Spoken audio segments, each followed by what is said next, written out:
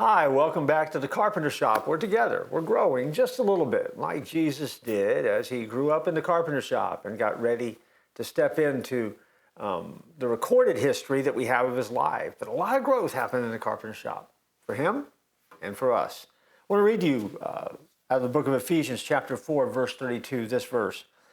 And be kind to one another, tenderhearted, forgiving one another, even as God in Christ forgave you. Now, we'll occasionally hear of a tragic event perpetuated by one person toward another. The harm is so deep, the hurt is so real. You might hear someone say, or you might read the quote, I don't think I can ever forgive that person. That's honest. That's real. And humanly speaking, we can understand how pain can motivate that kind of reaction.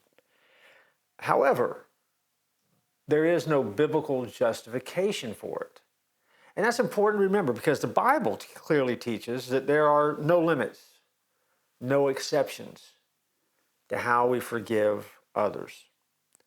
Because of a statement that Jesus made to religious leaders in his day, some people think there is a sin so grievous that God can't forgive them.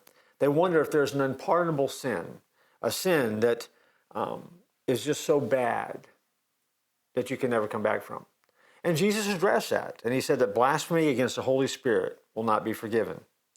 But he was referring to people whose hearts were so hardened against God's truth and revelations, and had gone so far off the road there was no coming back. Yet Jesus taught over and over again that as followers, as we follow him, as we deal with other people, our default had to be love and forgiveness. And so the standard of our forgiveness of others is the way that God forgives us. How does he forgive us?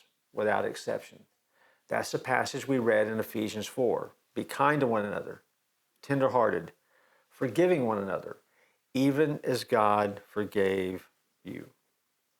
As we wrap up this edition of the Carpenter Shop, remember that we are most like God as we love and forgive others. So what's your job today? Love and forgive others. I look forward to joining you next time here in the Carpenter Shop.